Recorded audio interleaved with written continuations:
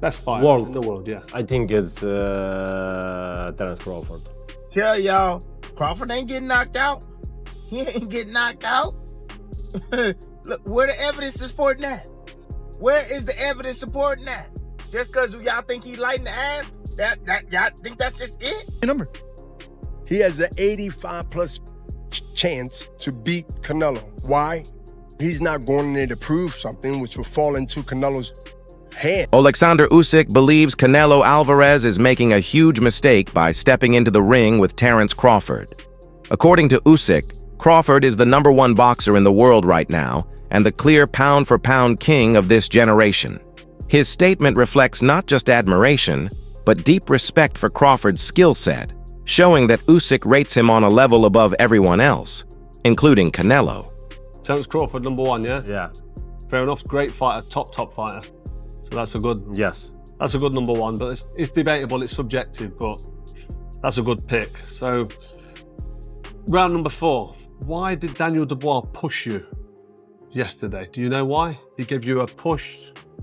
I don't know. Maybe Daniel afraid me. I don't know. Terence Crawford approaches this fight with an unshakable sense of confidence. To him, winning isn't just possible, it's inevitable. He's made it clear that there will be no excuses because he views himself as the better, smarter fighter who has prepared for every scenario. This confidence comes from years of dominating across weight classes, building a reputation as a man who always finds a way. And when a fighter carries this kind of certainty, it puts enormous psychological pressure on the opponent. Listen, however they rate me, it doesn't matter. At the end of the day, we got to fight, and I'm going to win the fight. It's simple as that. Can I ask you about if there's any rematch clause with this fight with Canelo? No, it's not. Is that something you push for? No, I didn't. And there's any weight restrictions to the fight at all? No, it's not. A lot of fighters would like to put on a weight restriction to this type of fight. Why didn't you want to do that? Because I want him at his best. I don't want no excuses. I don't want no, reasons why, he didn't feel good or anything. I want him at his best. Crawford's coach has delivered a stern warning to Canelo Alvarez, making it clear that his fighter's ambition should never be underestimated. He explained that when Crawford sets his mind on something, there's no turning back. Throughout his career, Crawford has accepted challenges many thought were impossible, and moving up to face Canelo is just another example. His coach insists that Crawford's strength isn't only in physical training, but in his mental discipline and toughness. That relentless drive and laser focus are what keep pushing him toward greatness. The one thing about Crawford is he got guts. Them bums ain't have no guts. Them bums didn't want to win. Crawford want to win. That's it. It ain't about no belt. It ain't about nothing. You didn't sign the contract. We want to win, and he want to be the best, and he is the best. So that's what's going to be the difference. Crawford got guts. He got a fighting spirit. So when you see Crawford, he going to go in there and get busy with Canelo. Don't you even doubt that. You understand? You ain't never seen Crawford stay on the back foot in no fight in his life. You understand? He the type of guy to go get you. So expect him to go get him. We're going to do everything we can to him. We're going to do whatever we got to do. But one thing you can expect is Crawford is going to step to him. Because you can't beat Canelo going on the back foot forever. You got to go get him. You got to do something. And he better know Crawford is coming. Jarrell Miller adds an interesting angle, pointing to Crawford's hunger as the deciding factor. In boxing, hunger often beats experience and even raw talent, because it forces a fighter to go beyond their limits. Miller notes that Canelo already has wealth, fame, and legacy secured, while Crawford is still chasing history. That difference in motivation could tilt the fight in Crawford's favor. Hunger means longer hours in the gym, sharper focus in the ring, and an edge when the pressure is highest. Who do you think's gonna win now? I'm pulling for Crawford in this one. I think people's underestimating his strength right now and his size. And I think he's a little more hungry than Canelo. So let's see though. But I like both guys, but I'm a little closer to Crawford, so I want to see Crawford can take it. And lastly, quick mention on IBA Pro. Interesting concept that, people records on the line. So I know in boxing, people don't like risking their own and things. Do you feel like this is a step forward? This could become a major player in boxing? I think it definitely can. I mean, any opportunity to make some money and build your repertoire and your arsenal. Boxing icon Bernard Hopkins makes a bold prediction by giving Crawford an 85% chance of victory. Coming from a legend who knows what it takes to dominate at the highest level, this is a huge endorsement. Hopkins values intelligence, strategy, and adaptability, qualities he sees in Crawford. By assigning him such high odds, Hopkins is essentially saying Crawford can take away Canelo's usual advantages. Hopkins knows that in boxing, the fighter who combines skill with preparation and belief often pulls off the biggest upsets. Does he win? Can he beat him? Can he beat Canelo? Is his skill so much that he's able to bridge the weight classes? He has a legitimate chance. Over 60% for his mind. If you say, Bernard, give me a number. Give me a number. He has an 85+ chance to beat Canelo. Why? He's not going in there to prove something, which will fall into Canelo's hand. He would love for him to prove something. That means you will stay there and try to prove something. But to go in there and to let him know, establish that from the first round, that I belong without showing that I am tough.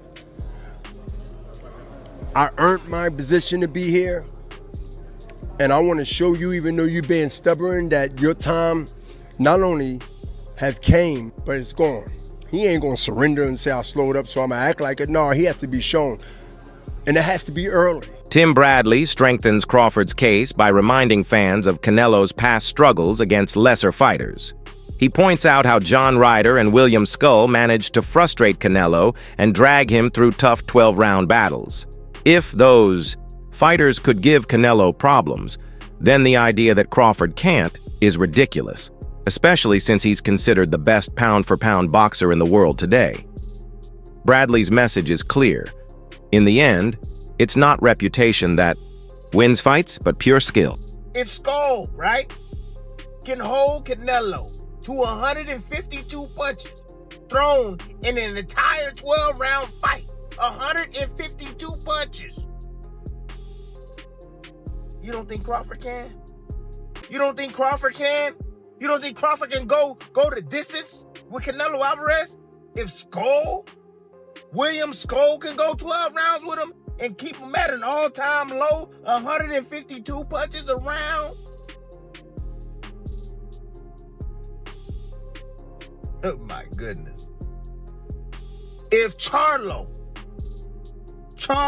154 pounder, can go up to 168 pounds.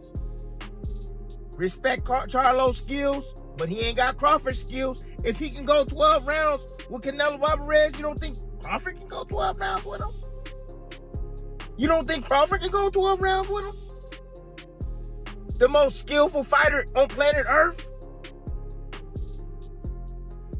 Oh, damn, let me go even further. If Jaime Munguia, you could throw a penny in the ring, it's gonna hit him. You could throw a dime in the ring, it's gonna hit him. You could throw a feather in the damn ring, it's gonna hit him. It's gonna hit him. If he can go 12 rounds with Canelo Alvarez, you don't think Crawford can go 12 rounds with Canelo Alvarez? Damn, I got another one. I got another one. If Berlanga, if Berlanga can go. Edgar Berlanga dismisses all the hype around Canelo sparring with Jaron Ennis. He explains that sparring partners come and go, and while useful, they don't decide real fights. What matters is execution under the lights, something Ennis or any sparring partner can't replicate for Canelo.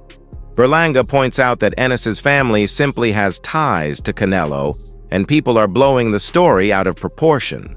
He insists Crawford's unique skill set is impossible to copy, which makes this sparring talk meaningless to the actual fight. Of Boots going off to spar Canelo ahead of Terence Crawford's bout?